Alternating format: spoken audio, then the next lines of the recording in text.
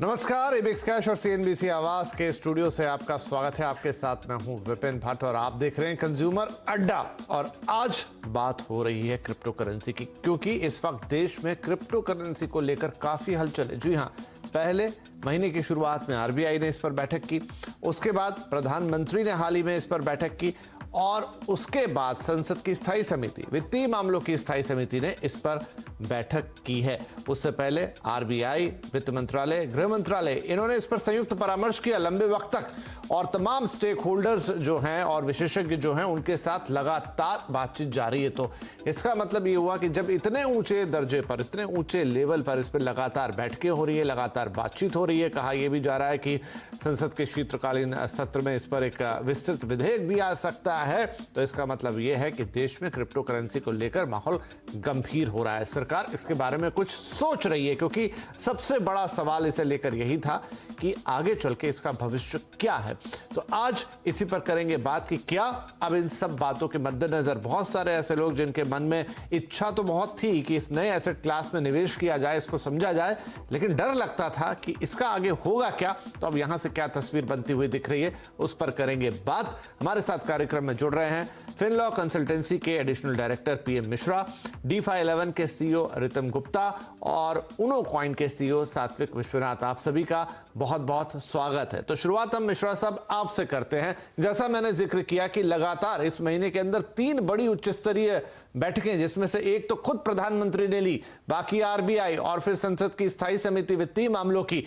क्या यह संकेत है कि भारत में इस पर अब गंभीरता से विचार हो रहा है और पॉजिटिव डायरेक्शन में हम यहां से बढ़ रहे हैं? सभी को नमस्कार। अभी ये जो अभी मामला है, जिस तरीके से गवर्नमेंट सीरियसली इसको ले रही है, रेगुलेशन तो आएगी, ये पक्का है और एक पॉजिटिव डायरेक्शन में ये जा रहा है। अभी आएगा रेगुलेशन तो किस तरीके से आएगा, क्योंकि यहां पर कंज्यूमर का जो पैसा है वो सबसे बड़ा मुद्दा है। इसको किस तरीके से ये और कोई डिपॉजिटरी प्रोटेक्शन स्कीम की तरह ना हो जाए, चिट फंड स्कीम की तरह ना हो जाए, ये एक बहुत बड़ा मुद्दा है। अगर गवर्नमेंट ट्रेडर से लेके एक्सचेंज तक लाइसेंसिंग की व्यवस्था करे और टेक्निकल सर्वेलेंस इसका रहे, तो रेगुलेशन एक बहुत इंटरेस्टिंग मोड लेगा। क्योंकि भारत एक बहुत ही बड़ी मार्केट है, जिसमें आप अगर देखें क्रिप्टो करेंसी में बहुत सारे रिपोर्ट ये बोल रहा है कि भारत नंबर 1 पे है। अगर इतने सारे इन्वेस्टर हैं, इनकी प्रोटेक्शन के लिए रेगुलेशन जल्दी से जल्दी आना चाहिए और आने का दिख रहा है, पॉजिटिव दिख ही रही है। जिस तरीके से डिस्कशन हो रही है, अगर पार्लियामेंट्री कमेटी में इसके बारे में चर्चा हुई है, मतलब गवर्नमेंट बहुत सीरियस है।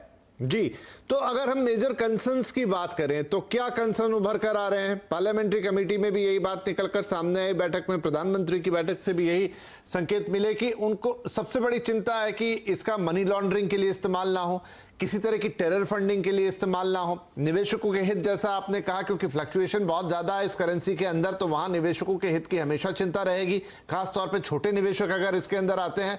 और साथ में कुछ कंसर्न ये भी इसके बारे में है कि दुनिया भर में जो अलग अलग देश इसे अलग अलग तरीके से देख रहे हैं, तो इनमें से आपको सबसे बड़े कंसर्न क्या लगते हैं? कि सरकार को सबसे ज्यादा चिंता क्या ये है कि कहीं भाई टेरर फंडिंग में इसका इस्तेमाल ना हो जाए, उनको बाकी चीजों से इतनी दिक्कत नहीं है, हाँ निवेशकों के हित अच्छे रहें उसके लिए तो रेगुलेशन ले ही आएंगे, लेकिन जो इसके साइड इफेक्ट है उसे लेकर ज्यादा चिंता लग रही है। टेरर फंडिंग तो सबसे बड़ा मुद्दा है, इससे हम भाग नहीं सकते। टेरर फंडिंग, क्योंकि इस तरीके से आप अगर ट्रांसफर की बात करें, कोई इंडिया में बैठा हुआ है, यूएसडीटी वो कोई भी पार्ट में भेज रहा है। अभी अगर इसको कंट्रोल करना है, सबसे बड़ा चीज यह है कि आप लाइसेंसिंग दीजिए। अगर कोई भी क्रिप्टो करेंसी में डील करना चाह रहा है तो वो गवर्नमेंट से लाइसेंस ले, ट्रेडिंग करना चाह रहा है तो लाइसेंस ले, उसकी सारी डेटा, उसकी वॉलेट गवर्नमेंट सर्वेलेंस में रहे। और सबसे बड़ा रोल क्रिप्टो करेंसी एक्सचेंज निभाएंगे। और मेरा मानना यह है, प्राइवेट पार्टी क्यों, गवर्नमेंट भी अपनी क्रिप्टो करेंसी एक्सचेंज लेके आए। और इसके साथ साथ आरबीआई का बहुत बड़ा रोल रहेगा। आरबीआई में और एक technical team, technical compliance team लाना पड़ेगा। जिस तरीके से मनी लॉन्ड्रिंग और टेरर फंडिंग, ये दोनों तभी होंगे जब आपके पास वॉलेट की सर्वेलेंस नहीं है। अगर आप KYC, KYT, know your transaction, know your customer along with wallet surveillance हम करते हैं, तो मुझे नहीं लगता इस चीज को, बहुत सारे तरीके हैं, टेरर फंडिंग तो अभी कैश में भी हो रहा है, जी। तो हवाला में हो रहा है, और क्रिप्टो करेंसी में अगर हम ये मान ले कि टेरर फंडिंग होगा, हम क्रिप्टो करेंसी को रेगुलेट नहीं करेंगे, ये कोई बात नहीं हुई। लेकिन इस चीज को अगर सर्वेलेंस में लाना है तो इसके लिए प्राइवेट एक्सचेंजेस, गवर्नमेंट खुद एक्सचेंज लेके आए। अगर कोई भी डील करना चाह रहा है क्रिप्टो करेंसी में, उसके पास ट्रेडिंग लाइसेंस होना जरूरी है। अगर वो एंड कस्टमर है, उसकी बैंकिंग और उसकी वॉलेट सारे रिपोर्टेड होने चाहिए। इस तरीके से अगर एक टाइट रेगुलेशन लाया जाए, और आज हम देखें तो साइबर सिक्योरिटी और साइबर क्राइम भी एक बहुत बड़ा मुद्दा है, जी। क्योंकि हमारे पास स्पेशलिस्ट लोगों की कमी है।